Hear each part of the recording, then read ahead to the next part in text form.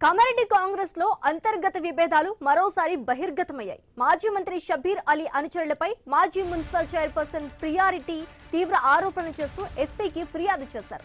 Social మీడియాలో తనపై అసభ్యకర పోస్టులు పెడుతున్నారని, మత విద్వేషాలను రెచ్చగొట్టే ప్రయత్నాలు చేస్తున్నారని ఆరోపించారు. సీఎం రేవంత్ రెడ్డి, టీపీసీసీ అధ్యక్షుడు మహేష్ గౌడ్ పేర్లను ఉపయోగిస్తూ అరాచకాలకు పాల్పడుతున్నారని తెలిపారు.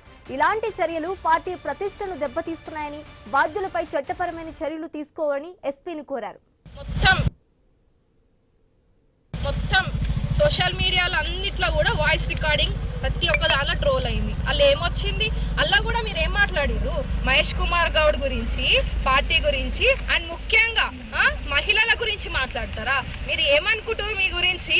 మేమైతే ఊకున్నదిలే చెప్తున్నామా ముఖ్యమంత్రి గారి గురించి, అలాగే మా పీసీసీ మహేష్ కుమార్ గారి గురించి, పార్టీ గురించి మీరు మాట్లాడితే అది ఎంత పెద్ద సీనియర్ నాయకుడైనా, ఎంత పెద్ద మనిషి అయినా పార్టీని అన్నందుకు ఖచ్చితంగా ఆయనకి తగిన చర్యలు తీసుకోవాలి. ఇప్పుడు మీరు ప్రభుత్వ సలహాదారు పొజిషన్లు ఉన్నారు కదా, మరి ఏం సలహాలు ఇస్తున్నారు మీరు? ఇవేనా సలహాలు ఇచ్చేది మీ ఇంట్లో మనుషులకి, మీ ఇంట్లో కొడుకులకి?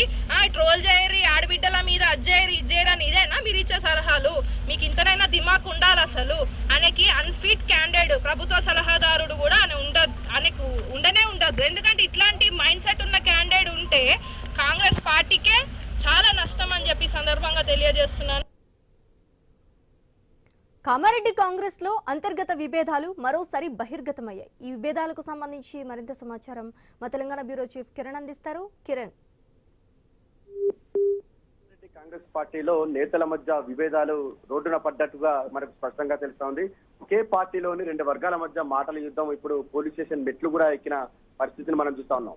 మాజీ మంత్రి షబ్బీర్ అలీ అనుచరులపై మాజీ మున్సిపల్ చైర్పర్సన్ ప్రియారెడ్డి తీవ్ర ఆరోపణలు చేస్తూ ఎస్పీ రాజేష్ చంద్రకు ఫిర్యాదు చేయడం జరిగింది.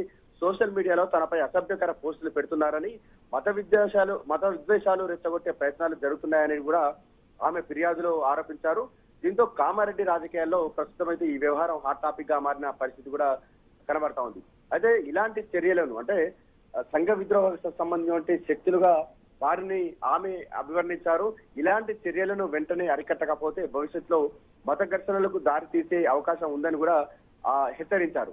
అయితే అంతకుముందు మత విద్వేషాలను రెచ్చగొట్టేలా కూడా షబ్బీర్ అలీ అనుచరులు ప్రవర్తిస్తున్నారని ఫిర్యాదులో పేర్కొన్నటువంటి నేపథ్యంలో అలాంటి చర్యలకు చెక్ పెట్టకపోతే కామారెడ్డి జిల్లాతో పాటు రాష్ట్రంలో మత ఘర్షణలు జరిగేటువంటి అవకాశం ఉందని కూడా ఆ ఫిర్యాదు సాక్షిగా పిఆర్రెడ్డి హెచ్చరించారు. అయితే ముఖ్యమంత్రి రేవంత్ రెడ్డి, టీపీసీసీ అధ్యక్షులు మహేష్ కుమార్ పేర్లను కూడా ఉపయోగిస్తూ షబ్బీర్ అలీ అనుచరులు అరాచకాలకు పాల్పడుతున్నారని కూడా ఆమె ఫిర్యాదులో పేర్కొనడం జరిగింది. అయితే పార్టీ పేరును అడ్డం పెట్టుకొని వ్యక్తిగత దాడులు కూడా చేస్తున్నారని కూడా ఆమె చెప్పడం జరిగింది. అయితే తనపై జరుగుతున్నటువంటి ట్రోలింగ్ వెనుక మాజీ మంత్రి షబ్బీర్ అలీ హస్తం ఉందని కూడా ఆమె సంచలనమైన వ్యాఖ్యలు చేశారు. అయితే ఈ వ్యవహారంపై కూడా సమగ్ర విచారణ జరిపి బాధ్యులపై కఠిన చర్యలు తీసుకోవాలని కూడా జిల్లా ఎస్పీ రాజేష్ చంద్రన్ కూడా ప్రియారెడ్డి కోరిన పరిస్థితి. అయితే ఒకే పార్టీలోని నేతల మధ్య విభేదాలు ఇప్పుడు పోలీస్ స్టేషన్ వరకు చేరడం కామారెడ్డి రాజకీయాల్లో చర్చనీయాంశంగా మారిందని చెప్పొచ్చు. ప్రియారెడ్డి చేసినటువంటి ఆరోపణలపై షబ్బీర్ అలీ వర్గం ఏ విధంగా స్పందిస్తుందనేది కూడా ఇప్పుడు ఆసక్తికరంగా మారింది. అయితే ఈ వివాదం కాంగ్రెస్ పార్టీలో మరిన్ని రాజకీయ ప్రకంపనలు సృష్టించే అవకాశం కూడా ఉందనేటువంటి సంకేతాలు కూడా కనిపిస్తున్నాయి. మరోవైపు ఒక మహిళా నేత ఫిర్యాదు చేయడం కూడా కాంగ్రెస్ పార్టీలో పెద్ద ప్రకంపనలు కూడా సృష్టిస్తున్నటువంటి పరిస్థితిని మనం చూస్తా ఉన్నాం. ఎందుకంటే గతంలో కూడా మనం క్లియర్ గా చూసుకోవచ్చు. శ్రీలత అనేటువంటి ఒక మహిళా నాయకురాలు కుంభం శివకుమార్ రెడ్డి అనేటువంటి లీడర్ పై కూడా ఫిర్యాదు చేసినటువంటి నేపథ్యంలో పిసిసి పట్టించుకోకపోవడం, తెలంగాణ కాంగ్రెస్ పార్టీ ఇన్ఛార్జ్ మీనాక్షి నటరాజన్ కూడా పట్టించుకోకపోవడం, ఆ తర్వాత ఆమె కోర్టు మెట్లు ఎక్కడం కూడా జరిగింది. ఆ ఘటనతో కూడా ఎంత భారీ మూల్యం చెల్లించుకున్నారో కూడా మనకు ఈ రోజు ఘటన సజీవ సాక్ష్యంగా నిలుస్తున్న పరిస్థితి.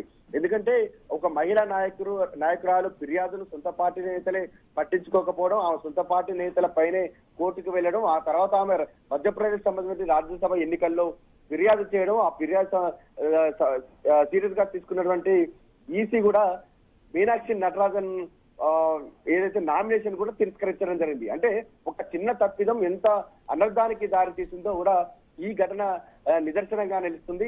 ఈసారి అంటే కామారెడ్డి పంచాయతీ కూడా ఆమె ఒక మహిళా నాయకురాలు షబ్బీర్ అలీ సంబంధించిన ఆయనపై కూడా ఆయన అనుచరులపై కూడా పోలీస్ స్టేషన్ లో ఫిర్యాదు చేయడం జరిగింది. టీపీసీసీకి కూడా ఫిర్యాదు చేసిన పరిస్థితి అయితే ఉందని చెప్పొచ్చు. అంటే సొంత పార్టీ మహిళా నాయకుల ఫిర్యాదులు అయితే కాంగ్రెస్ పార్టీ అధిష్టానానికి అధినాయకత్వానికి కూడా పెద్ద తలనొప్పిగా మారినటువంటి పరిస్థితులు మనం చూస్తా ఉన్నాం.